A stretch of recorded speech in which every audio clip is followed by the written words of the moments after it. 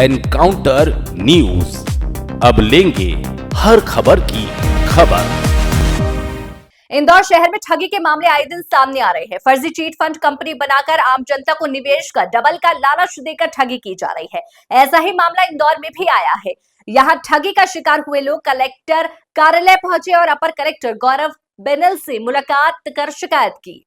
Chit fund company ठगी एक प्रकार की वित्तीय धोखाधड़ी है, जिसमें कंपनियां लोगों को आकर्षक रिटर्न का वादा करके निवेश करने के लिए प्रेरित करती है, लेकिन वास्तव में उनका उद्देश्य निवेशकों के पैसे को ठगना होता है। ऐसा ही ठगी के शिकार हुए निवेशक अरुण ने बताया कि गुड्डू उर्फ नरेश पिपले ने हमें निवेश के नाम पर गुमराह कर 29 लाख रुपए निवेश करवा लिए। इसके बाद नरेश झूठ बोल रहा है और उल्टा पीड़ितों पर ही आरोप लगा रहा है कि तुम पर और रुपया बकाया है। आरोपी नरेश के पास 40 से 46 व्यापारियों का पैसा है और उसने 11 से 12 करोड़ का घोटाला किया है। जब भी पैसा लेने के लिए जाते हैं तो गुंडागर्दी और मारपीट करता है। आरोपी पूरा पैसा नगद रूप से लेता था और कई लोग इसके शिकार हुए हैं। इसकी शिकायत अन्नपूर्णा थाना में की गई है, लेकिन कोई कार्रवाई नहीं हुई है। इंदौर से एनकाउंटर न्यूज की रिपोर्ट। हम लोग एक आवेदन देने आए हैं गुड्डू उर्फ नरेश पिपले के विरुद्ध। उन्होंने बहुत सारे व्यापारी और बहुत सारे लोगों को गुमराह करके चिट फंड के नाम पर लाखों करोड़ों रुपए की धांधली की है। मेरे भी 29 लाख रुपए हैं और मैं जब उससे मांगने जाता हूँ वो मुझे जान से मारने की धमकी देता है। मेरे घर में माता जी का एक सार्वजनिक मंदिर है, उसको तोड़ने की बात करता है। भैया के भी हैं, दीदी के भी पैसे उसके पास रखे हुए हैं।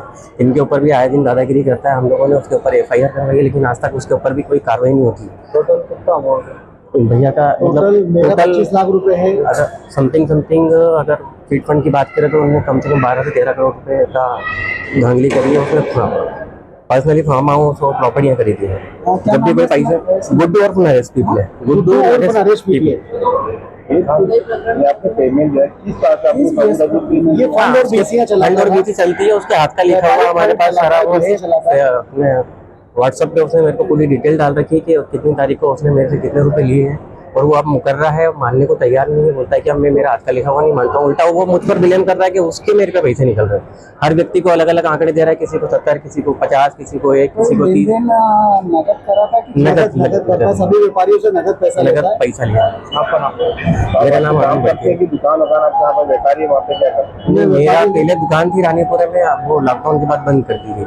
मैं व्यापारी हूँ, मेरी श्रीराज ज्वेलर्स के नाम से दुकान है। हमको 3 साल हो गए परेशान कर रहा है। 3 साल पेमेंट लेने के लिए आप थाने में हमने बहुत सारे आवेदन लगाए, जगह जगह हमने 5 से 6 आवेदन लगाए। थाने पे भी हमने इसकी अभी बीच में इन्हें फेसबुक पे मुझे सार्वजनिक तरीके से गाली दी है, जिसके आधार पर मैंने अपने अन्नपूर्णा थाने पे इसकी FIR करवाई है और इसका बॉन्ड भी भरा हुआ है, पर ये बॉन्ड के भी उल्लंघन कर चुका है।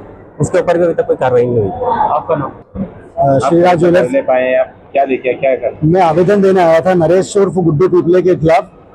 इसने सभी हम सब व्यापारियों से फंड और BC का प्रलोभन देकर के हमसे इसने पैसे लिए हैं और इस पर कई आपराधिक प्रवृत्ति का है और कई अपराध इस पर है जो थाना सेंटर कोतवाली से इस पर कोई कार्रवाई नहीं हो रही है और कई बांड उल्लंघन कर चुका है। कोई इसके विरुद्ध कोई कार्रवाई नहीं होती। 307 चाकू के भी कई केस है इनके ऊपर और सभी परिवार वाले मिलकर के हाथ नकार रहे हैं। कोई व्यापारी को किसी को पैसा नहीं दे रहा।